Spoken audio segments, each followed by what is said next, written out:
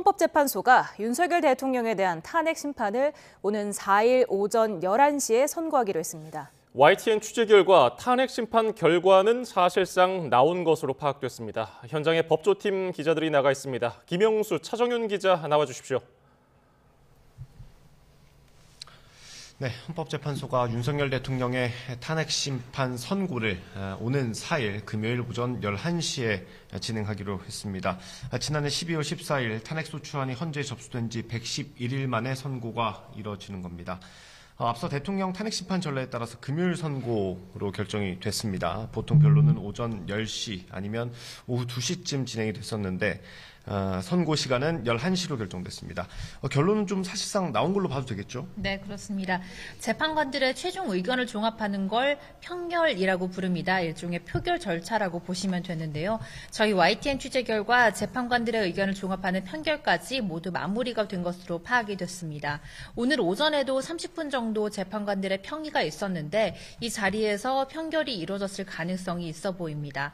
그동안 평의를 하면서 판결 성격과 같은 의견 조율이 여러 차례 있었다고 전해졌죠. 헌재는 지금 결정문에 담길 내용을 조금 다듬고 있는 과정으로 확인됐습니다. 사실상 결론을 냈다고 봐도 무방해 보입니다. 박근혜 전 대통령 탄핵 심판 선고 때는 당일 판결 절차를 진행했던 것으로 전해지면서 이번에도 비슷하지 않겠냐 이런 분석이 있었는데 선고 당일 예정된 평의도 없는 것으로 전해졌습니다. 다만 헌법재판 실무 제요를 보면 판결 이후에도 선고 전에 의견을 변경하기 위해 평의 속개를 요청할 수도 있다고 되어 있습니다. 네, 이번 윤석열 대통령의 탄핵 심판 쟁점 간단히 짚어보겠습니다. 헌재 변론 준비 기일 절차에서 정리한 게 모두 5가지입니다. 가장 먼저 비상계엄 선포의 위헌성, 여기에는 국무회의 절차에 대한 내용도 포함되어 있습니다. 두 번째가 정치행위를 모두 금지한 포고령 1호 발표에 대한 위헌성입니다. 군경을 동원한 국회 봉쇄와 선관위 장악 시도도 쟁점으로 포함됐습니다. 마지막으로 주요 정치인을 포함한 법조인의 체포를 위한 체포조를 운영했다는 의혹까지 재판관들이 판단을 하게 됩니다. 숙고 기간이 좀 많이 길지 않았습니까, 이번에? 네, 그렇습니다. 윤 대통령의 탄핵 심판은 지난 2월 25일 마지막 변론이 이루어졌고요. 그러니까 최종 변론이 끝나고 38일 만에 선고가 이루어지게 된 겁니다. 노무현 전 대통령 때를 계산해 보면 14일, 그리고 박근혜 전 대통령은 변론 종결 후 11일이 걸렸으니까 박 전 대통령을 기준으로 보면은 3배가 넘는 시간이 걸리게 된 셈입니다. 수기 기간이 길어지는 사이 그동안 헌재는 감사원장과 검사 3명 그리고 한덕수 국무총리에 대한 선고를 앞서 진행을 했고요. 그래서 헌재 내부적으로는 윤 대통령 탄핵 심판을 두고 이견이 많은 것 아니냐 이런 분석과 관측이 나오기도 했습니다. 네, 여기서 재판관들의 의견이 다르다는 건 탄핵 인용이나 기각 또 각하 이런 것들일 수도 있고요. 아니면 쟁점에 따라 탄핵 사유가 되는지 안 되는지에 대한 의견일 수도 있습니다. 예를 들어서 계엄 선포 절차적 정당성이 쟁점이라고 보면 사실관계에 대한 판단이 먼저 다를 수 있죠. 사실관계에 대한 판단이 같다고 해도 탄핵에 이를 만큼 중대한 것인지에 대한 생각이 재판관들마다 각각 다를 수 있습니다. 이번에 대통령 탄핵 심판에서 재판관 8명의 의견이 만장일치로 나올지도 관심인데 법정 의견에 반대하는 의견이 담기게 된다면 그것도 헌정사상 첫 사례가 되는 겁니다. 선고는 사흘 뒤로 잡혔고요. 대통령이 출석할지도 좀 관심입니다. 네, 윤 대통령은 앞서 탄핵 심판 11차례 변론 가운데 8번 출석했습니다. 그 당시에는 구속된 상태였기 때문에 매번 구치소와 헌재를 오가면서 출석을 했었고요. 현재는 지난달 8일 구치소에서 석방돼 용산 한남동 관저에 머물고 있는 상태입니다.